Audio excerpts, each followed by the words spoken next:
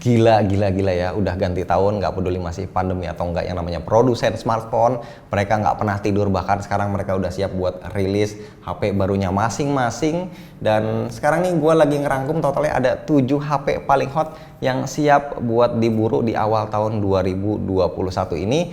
Oke, gue udah nggak sabar, langsung aja kita bahas sekarang.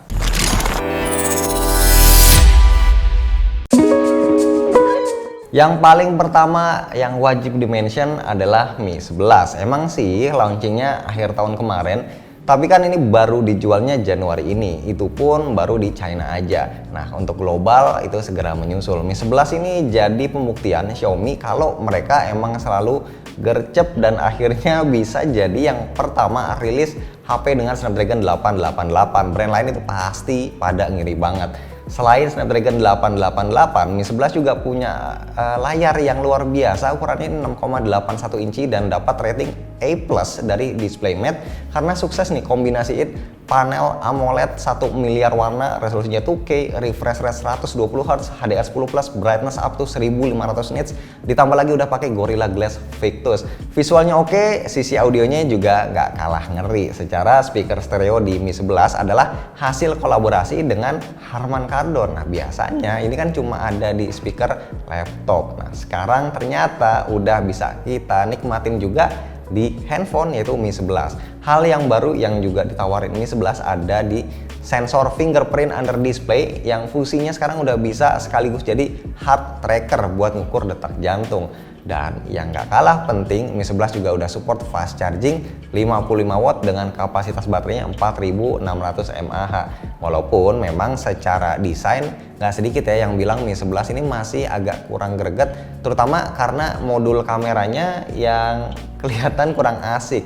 Ya benar begitu atau enggak, ya kita lihat nanti aja sampai nanti kita pegang langsung, dan kita tunggu, mudah-mudahan Mi 11 ini bakal dijual resmi di Indonesia dengan harga yang pastinya harus menggoda. Selanjutnya ada Huawei P50 series yang emang langganan nongol tiap awal tahun, dan biasanya ini pakai spek yang identik dengan Mate series yang udah dirilis duluan. Dalam hal ini Mate 40 series. So far sih belum ada info lengkap ya soal Huawei P50, tapi at least udah banyak seliweran beberapa info mandatory yang nyebutin kalau P50 series ini terdiri dari 3 varian. P50 dengan layar 6,2 inci, P50 Pro 6,6 inci, dan P50 Pro Plus 6,8 inci. Kalau bocoran ini benar, artinya P50 Pro itu bakal lebih compact dari P40 Pro. Nah, sebelumnya juga ramai diberitain ya kalau Mate 40 series itu bakal jadi HP terakhir Huawei yang pakai chipset Kirin. Apalagi kalau bukan karena perang dagang sama Amerika. Tapi kalau dipikir-pikir kayaknya nggak juga sih ya. Ini kan chipset masih baru banget, kenceng pula. Jadi potensinya nih masih gede banget lah, masa iya cuma sekali dipakai doang di satu seri HP aja. So, asumsi banyak pengamat teknologi mengindikasikan kalau P50 series itu juga masih bakal ngandelin Kirin 9000. P50 series terutama untuk P50 Pro dan P50 Pro Plus itu disebut-sebut juga masih setia pakai panel OLED dengan lengkungan layar yang ekstrim di sisi pinggir layarnya. Nah, panelnya ini juga bakal dibuat sama LG dan juga Samsung. Di layarnya ini kita nggak akan lagi nemuin double punch hole, gosipnya bakal diganti jadi cuma satu lensa aja buat kamera selfie yang ukurannya lebih kecil. Kalau bener begitu ya bagus lah, secara banyak yang ngerasa keganggu juga ya kalau poninya kegedean, terutama buat nonton ataupun main game.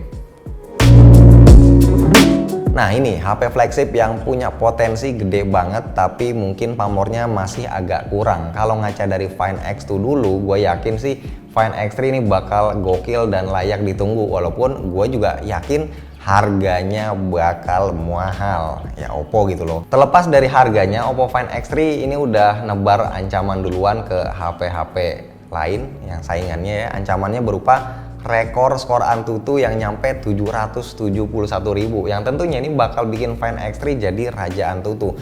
Dulu juga kan Find X2 pernah jadi raja Antutu. Nah, Find X3 katanya punya layar OLED 6,7 inci QHD Plus 120Hz, chipsetnya ya udah pasti Snapdragon 888 ditemenin RAM 12GB, baterai 4500 mAh, fast charging 65 watt, dan yang cukup menghebohkan adalah sensor kamera IMX766 yang merupakan sensor custom hasil racikan Sony. Yang Find X2 dulu aja juga kan udah bagus kameranya, nah, apalagi yang ini. Dan hal lain yang bisa bikin kita optimis nunggu Find X3 adalah desainnya, karena kita tahu Oppo punya tim desain dengan selera yang tinggi. Makanya kita lihat aja nanti bakal kayak gimana penampakan si Find X3 series ini.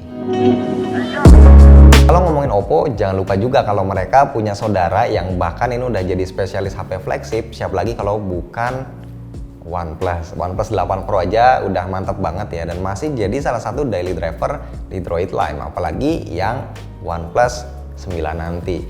Nah, cuma sayangnya info soal OnePlus 9 series ini masih dikit banget. Secara biasanya juga rilisnya kan masih lumayan lama ya. OnePlus itu biasanya ngerilis HP baru yang flagship itu di bulan April setelah Samsung, Huawei, dan juga LG. So far, info yang beredar itu bilang kalau OnePlus 9 Pro itu bakal support wireless charging 45 watt dan wired charging 65 watt. Untuk chipsetnya udah bisa dipastiin pakai Snapdragon 888 dan RAM minimal 12GB, karena OnePlus emang terkenal jor-joran ngasih kapasitas RAM yang gede. Dan semoga aja OnePlus 9 ini nanti datang ngebawa desain yang sama kece-nya kayak OnePlus 8 series. Harus gua akuin flagship OnePlus itu punya build quality yang luar biasa premium dan juga solid ya. Ditambah lagi mereka juga suka rilis versi limited edition, contohnya kayak kemarin OnePlus 8T yang Cyberpunk. Tapi yang pasti OnePlus 9 bakal dibanderol tinggi karena mereka sekarang udah bukan lagi flagship killer. Buat yang hobi pakai HP anti mainstream, kalian bisa nungguin Xperia One Mark III. Harus diakuin Xperia One series ini cukup sukses ngedongkrak nama Sony di pasar smartphone lewat desain yang khas dan software kamera ala mirrorless Sony Alpha series. Dari info yang gua rangkum, Xperia One Mark III ini kemungkinan akan ngebawa layar OLED ukurannya 6,5 inci rasio 21:9 dengan resolusi mubazir yaitu 4K dengan dukungan HDR dan refresh rate 120Hz. Kayak flagship Sony yang udah-udah, chipsetnya ya pasti pakai flagship juga Snapdragon 888 tapi dengan kapasitas RAM yang ngepas. Prediksinya sih 8GB dan storage-nya 256GB. HP ini katanya juga masih pertahanan fingerprint di samping yang nyatu sama tombol power. Sayangnya info soal spek kameranya ini belum ada sama sekali. Nggak heran sih karena Sony ini termasuk pinter buat ngejaga rahasia bocoran produk terbarunya mereka. Ya pokoknya kalau kalian ngincer HP yang satu ini, siapin aja duit ekstra. Secara HP flagship Sony itu selalu mahal, udah gitu stoknya dikit, jadi belinya dipastiin bakal susah. Ngebahas HP kelas atas rasanya kurang afdol ya tanpa Google Pixel. Tahun lalu Google udah jual Pixel 5 di awal 2021 ini, katanya bakal ada yang lain yaitu Pixel 5a sama Pixel 5 Pro. Yang Pixel 5a bahkan udah nongol foto aslinya, kelihatan kalau Pixel 5a ini punya fingerprint under display. Padahal kita tahu kalau ada huruf A-nya artinya kan ini versi yang lebih terjangkau dari Pixel 5 biasa. Tapi ini pakai fingerprint under display. Nah, di area layar nggak kelihatan ada penampakan poni, ternyata ngumpet di bagian pinggir. Ini juga keren ya, apalagi bezelnya juga tipis banget di semua sisinya. Nah, soal spek Pixel 5a gosipnya pakai Snapdragon 765G, RAM 6GB dan storage 128GB. Khas Google banget lah kalau rilis HP itu suka diirit-irit speknya. Satu lagi yang menarik adalah Pixel 5 versi Pro, ada yang bilang chipsetnya pakai 765G, ada juga yang bilang 865. Nah, dipaduin RAM 8GB dan storage 256GB. Layarnya sini bakal kece banget karena pakai kamera selfie under display sama kayak si ZTE Axon 20 yang udah duluan pakai. Nah, ya semoga aja untuk yang versi Pro ini beneran pakai 865 ya, karena aneh aja gitu kalau seri tertinggi cuma pakai Snapdragon 700 series. Sementara sektor kameranya ini mungkin overall masih akan sama kayak Pixel 5 dan baru akan ngasih fitur dan teknologi yang baru di Pixel 6 nanti. Oke, selesai. Itu tadi 7 HP yang paling hot di bentar. Kayaknya ada yang kurang. Tungguin ya. Ya, nggak mungkin video ini dipublish tanpa partisipasi Galaxy S21 atau S21 series. Sengaja ini gue bahas paling akhir karena gue mau save the best for the last. HP ini udah siap banget dirilis 14 Januari 2021 dan udah pasti langsung dijual resmi di Indonesia. Seenggaknya ada 3 versi, S21 6,2 inci, S21 Plus 6,7 inci, dan S21 Ultra itu 6,8 atau 6,9 inci. Semua pakai panel Dynamic AMOLED 120Hz dengan punch hole kecil ada di tengah. Galaxy S21 punya bahasa desain yang fresh, seenggaknya bisa dipastiin ini lebih enak dilihat dibanding Galaxy S20 series. Yang paling bikin beda adalah modul kameranya yang punya frame dan warna terpisah dari bodi utamanya. Nah, buat otaknya Samsung ngandelin 2 chipset, ada yang pakai Snapdragon 888 dan ada yang pakai Exynos 2100. Dua-duanya chipset paling baru dan tentunya sama-sama bikin kita penasaran. Yang S21 dan S21 Plus ini sama-sama punya RAM 8GB dan storage up to 256GB tanpa slot micro SD. Kalau S21 Ultra itu up to 12GB ada slot micro SD. Baterai juga ada perbedaan mencolok di mana S21 dan S21 Plus itu masih ngandelin fast charging 25W. Kalau S21 Ultra itu udah 45W. Tapi kayaknya sih Samsung nggak ngasih batok casannya ya di dalam box. Earphone katanya juga nggak dapet. Ya udahlah ya, pasrah aja, ini gara-gara Apple ya. Nah, ngomongin kamera, konfigurasi kamera S21 dan S21 Plus identik. Kamera utamanya itu 12 megapiksel, kamera ultra wide 12 megapiksel, dan kamera telefoto 64 megapiksel 3 kali optical zoom.